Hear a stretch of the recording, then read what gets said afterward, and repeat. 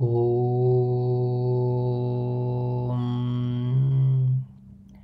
ఓం శ్రీమాత్రే నమః. శ్రీ లలితా సహస్రనామ స్తోత్ర సంకల్పం ధ్యానం. మనశ్చంద్ర కుబేరశ్చ లోపాముద్రా చ మన్మథః అగస్త్యరగ్నిసూర్యశ్చ ఇంద్రస్కందశివస్తదా క్రోధభట్టారకో దేవ్యా ద్వాదశామి ఉపాసకాః. మనువు, చంద్రుడు, కుబేరుడు, లోపాముద్ర, మన్మధుడు, అగస్త్యుడు, అగ్నిభట్టారకుడు, సూర్యుడు, ఇంద్రుడు, స్కందుడు, శివుడు, దూర్వాస మహర్షి అనువారు శ్రీ విద్యా ఉపాసకులు, పూజనీయులు. వారి పాదపద్మాలకు నమస్కరించి వారి అనుమతితోనూ శ్రీమాత అనుమతితోనూ ముందుకు నడిచెదము. ఇక ఉపాసనాపరంగా శ్రీ లలితా సహస్రనామం దివ్యమైనది. ప్రతి మంత్ర సాధనకు ఋషి, ఛందస్సు, దేవత, బీజం, శక్తి, కీలకం, న్యాసం, ధ్యానం అను అంగములు ఉండునని మంత్రశాస్త్రం తెలుపుతోంది. మంత్ర సాధనకు గురువు ఉపదేశం అవసరం. తస్మాత్ నామ సహస్రం మే కీర్తయధ్వం సదా ఆదరాత్ అనున్నది జగన్మాత వచనం. ఆ జగన్మాత వచనమును అనుసరించి భక్తి శ్రద్ధలతోనూ శుచి విశ్వాసములతోనూ అమ్మ ప్రీతికై పఠించదగును. సంక్రాంతౌ విషవే చైవ స్వజన్మత్రితయేయనే నవమ్యాం వా చతుర్దశ్యాం సితాయాం శుక్రవాసరే కీర్తయేన్నామ సాహస్రం పౌర్ణమాస్యాం విశేషతః పౌర్ణమావాస్యాం చంద్రబింబే ధ్యాత్వా శ్రీలలితాంబికాం. ప్రతిదినము చదువలేని వారికి కొన్ని ప్రత్యేక దినములను సూచించినది అమ్మ. అవి సంక్రాంతి దినములు, విషుకాలం అనగా రాత్రి పగలు, తాను తనవారి జన్మ నక్షత్రకాలం అనగా రోజులందు, నవమి చతుర్దశి తిథులందు, శుక్లపక్ష శుక్రవారమందు శ్రీ లలితా సహస్రనామం పఠించవచ్చును. పౌర్ణమి దినమందు చంద్రబింబమందు శ్రీ లలితాదేవిని భావించి చదువుట గొప్ప ఫలప్రదం. జ్ఞాత్వా కుర్వేత కర్మాణి అన్నది పెద్దల వాక్యం. ఎటువంటి కర్మ లేక పనైనను చక్కగా తెలిసి చేయుట ఉత్తమం. ఈ క్రమంలో శ్రీ లలితా సహస్రం మంత్రమని చెప్పబడింది. కావున మంత్ర విశేషములను పునరాలోచన చేయగా ఎటువంటి భగవన్నామమునైనను పలుమార్లు ఉచ్చరించిన అది మంత్రమవుతుంది. దీనినే మననాత్ త్రాయతే ఇతి మంత్రః అన్నారు మంత్రవేత్తలు. పలుమార్లు పలుకుట వలన ఆ నామం శక్తివంతమై కాపాడునని భావం. ఇట్టి మంత్రములు వాటి అక్షర కూర్పును అనుసరించి పిండమంత్రములు అంటే ఒకే ఒక అక్షరము గల మంత్రాలను పిండమంత్రములు అంటారు. ఇక 2 అక్షరాలను ఉండే మంత్రములను కర్తరీ మంత్రములు అంటారు. 3 నుంచి 9 అక్షరాలు గల మంత్రములు బీజమంత్రములు. 10 నుండి 20 అక్షరాలు గల మంత్రములు మహామంత్రములు. ఇక 20 అక్షరాలకు పైబడి ఉన్న మంత్రాలను మాలామంత్రములు అంటారు. ఈ క్రమంలో శ్రీ లలితా సహస్రనామం మాలా మహామంత్రం. ఈ విశ్వంలో సర్వత్రా వ్యాపించిన ఈశ్వర చైతన్యం లేక పరమేశ్వరుని శక్తి తత్వం సూక్ష్మాతి సూక్ష్మమైనది. అట్టి సూక్ష్మాతి సూక్ష్మమైన దానిని మహర్షులు తమ తపో సాధనతో అనుభవానికి తెచ్చుకొని దానిని శబ్ద శక్తి ద్వారా ప్రకటించారు. వీరినే మంత్రద్రష్టలు అంటారు. వారు ప్రకటించిన మంత్రమునకు వారే ఋషులు. ఉదాహరణకు విశ్వామిత్రుడు గాయత్రీ మంత్రద్రష్ట. కావున గాయత్రీ మంత్రం చెప్పునప్పుడు విశ్వామిత్రో ఋషి అని అంటారు. ప్రస్తుతం శ్రీ లలితా సహస్రమునకు ద్రష్టలు లేక ఋషులు వసిన్యాది వాగ్దేవతలు సాక్షాత్తు శ్రీ లలితాదేవి నుండి ఉద్భవించారు.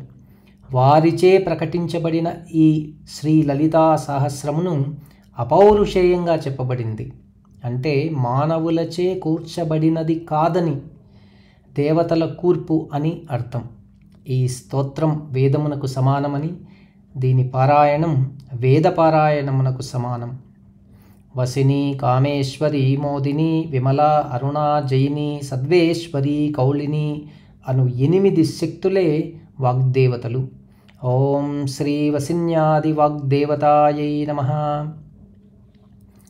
ఇక వాగ్దేవతా శక్తి భేదాలను గమనిస్తే, వసిని అనుకూలతా శక్తి, కామేశ్వరి కోరికలను సఫలం చేసే శక్తి, మోదిని ఆమోదయోగ్యం లేక అంగీకారక శక్తి, విమల అంటే నిర్మలత్వం ప్రసన్నతా శక్తి జ్ఞానశక్తికి సంకేతం, అరుణ అంటే ప్రేరేపించు శక్తి, జయిని అంటే సఫలం లేక విజయాన్ని ఇచ్చే శక్తి, సర్వేశ్వరి ఈశ్వరత్వం అనగా సర్వత్రా ఆధిపత్యమునకైన శక్తి, కౌళిని యోగమునకు సంబంధించు శక్తి, యోగం అనగా ప్రయత్నం, ప్రయత్నమునకు కారణమైన శక్తి.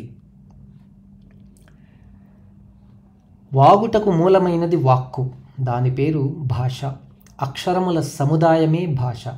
అక్షరం అనగా నాశనం లేనిది, క్షరం లేనిది. అమ్మ కూడా నాశనం లేనిది, నిత్య సత్యమైనది కదా. ఇట్టి అక్షర కూర్పే భాష. కావున అక్షరములను ఒక పర్యాయం స్మరిస్తే ఈ అక్షరములు కూడా 8 వర్గములే. ఆ వర్గం, ఆ నుంచి అహా దాకా ఆ వర్గం, కా నుంచి అనా దాకా కా వర్గం, చా నుంచి ఇణా వరకు చా వర్గం, టా నుంచి అణా వరకు టా వర్గం, తా నుండి నా వరకు తా వర్గం, పా నుండి మా వరకు పా వర్గం, యా నుండి వా వరకు యా వర్గం, స స ష హ క్ష అనున్నది శా వర్గం. ఈ విధంగా ఈ అక్షరములు కూడా 8 వర్గములే. ఇవియే వాక్స్వరూపం, భాషకు మూలం. శ్రీ లలితా సహస్రమునకు వసిన్యాది వాగ్దేవతలే ఋషులు. ఇక శ్లోకమునందు అక్షరములను ఒక క్రమ పద్ధతిలో కూర్చుట పలు విధములు. దానినే ఛందస్సుగా పిలుస్తారు. వాటిలో అనుష్టుప్ ఛందస్సు ఒకటి. దేవతా స్తోత్రములన్నీ ఈ కూర్పులోనే చెప్పటం, వ్రాయటం కద్దు. శ్రీరామాయణమునంతయు వాల్మీకి అనుష్టుప్ ఛందములోనే వ్రాసారు. శ్రీ లలితా సహస్రము కూడా అనుష్టుప్ ఛందములోనే చెప్పబడింది. కావున శ్రీ లలితా సహస్రం అనుష్టుప్ ఛందః. దేవతాస్థుతులందు ఒక్కొక్క దేవతా పేరుతో స్తోత్రములు కూర్చబడి ఉండును. ఇచ్చట శ్రీ లలితా పరమేశ్వరిని ఉద్దేశించి చెప్పబడింది. కావున శ్రీ లలితా పరమేశ్వరీ దేవత. బీజం అనగా విత్తనం, అనగా మూలం, ప్రారంభం. ప్రస్తుతం శ్రీ లలితా సహస్రమునకు శ్రీమాత మహారాజ్ఞి శ్రీమత్ సింహాసనేశ్వరి ఇది బీజం.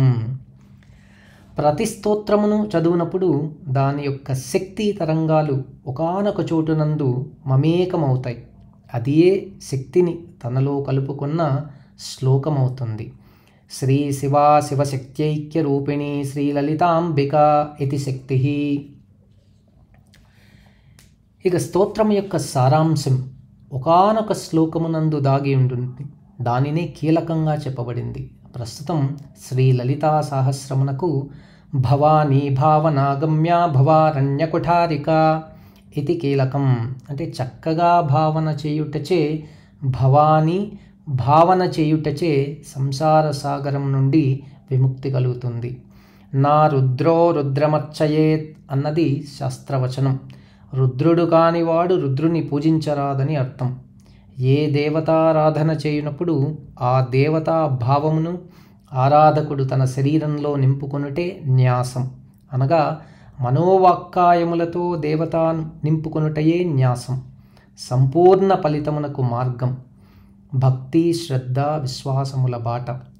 ఈ సంకల్ప భాగం వారి వారి సంప్రదాయములను, గురువుల ఉపదేశమును అనుసరించి ఉంటుంది అన్నది గమనించవలను.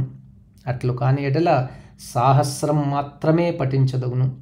శుచి, త్రికరణ శుద్ధి, భక్తి, శ్రద్ధ, విశ్వాసం ముఖ్యమైన మరి గమనించదగినది. ఇక తదుపరి ధ్యానం.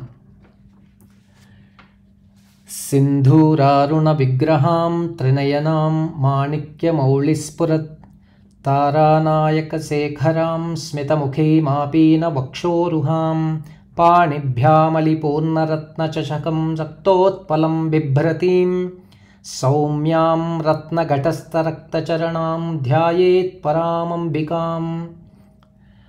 ఆపాదమస్తకం సింధూరవర్ణంతో ప్రకాశించు రూపం, శిరముపై రత్న మాణిక్యములతో పొదిగిన కిరీటం, కిరీటంపై నెలవంక, 3 నయనములతో కూడిన చిరునవ్వు, మెరిసేటి ముఖం, మాతృత్వమునకు సంకేతంగా నొప్పు ఉన్నత వక్షస్థలం, అమృత కలశం, ఎర్ర కలువలతో హస్తములు, పాదములందు రత్న మంజీరములు మెరసిపోవగా శోభాయమానముగు జగన్మాతకు నమస్కారములు. అరుణాం కరుణాంతరంగితాక్షీం ధృతపాశాంకుశపుష్పబాణచాపాం అణిమాధిభిరావృతాం మయూఖైః అహం మిత్యేవ విభావయే భవానీం. కనులందు దయాతరంగాలు, హస్తములందు పాశం, అంకుశం, పుష్పబాణములు, విల్లు విరాజమయుండగా అణిమాద్యష్ట సిద్ధులు సేవించుచుండగా అకారము నుండి హకారము వరకు వ్యాపించిన నిర్గుణాకార తత్వస్వరూపమే నిత్య సత్యమైనదే అహం, అదియే భవానీగా తలచి నమస్కరింతును. ధ్యాయేత్ పద్మాసనస్థితాం వికసితవదనాం పద్మపత్రాయతాక్షీం హేమభాం పీతవస్త్రాం కరకలితలసద్ధేమ పద్మాంబరాంగీం సర్వాలంకారయుక్తాం సతతమభయదాం భక్తనమ్రాం భవానీం శ్రీవిద్యాం శాంతిమూర్తిం సకలసురనుతాం సర్వసంపత్ప్రదాత్రీం. వికసించిన పద్మము వలె కన్నులు కలదియు, బంగారు రంగుతో మెరయుచున్న పట్టు వస్త్రములు ధరించినదియు, సర్వాలంకార భూషితమును శ్రేష్టమైన అంగము కలదినియు, శ్రీ విద్యాస్వరూపిణియు శాంతమూర్తియును పద్మాసీనయగు భవానీదేవిని మదిలో ధ్యానిస్తున్నాను. సకుంకుమ విలేపనామళిక చుంభికస్తూరికాం సమందహసితే క్షణాం సశరచాపపాశాంకుశాం అశేషజనమోహినీమరుణమాల్యభూషోజ్వలాం జపాకుసుమభాసురాం జపవిదౌ స్మరాం అంబికాం. కుం ఇతి కూజతీతి కుంకుమం. కుంకుమ తయారు చేయుట యందు సూర్యరశ్మి స్పర్శచేత కుం అను శబ్దం వచ్చుట చేత కుంకుమ అను పేరు వచ్చును అని వ్యాఖ్యాతల భావన. పాలభాగమున సువాసనలతో కూడిన కుంకుమ తిలకంబు ప్రకాశించగా చిరునవ్వుతో ముఖం వెలిగిపోగా పుష్పబాణములను వింటిని ధరించిన జపాకుసుమాలు ధరించి ప్రకాశించుచున్న అమ్మకు నమస్కారములు. ఓం శ్రీమాత్రే నమః.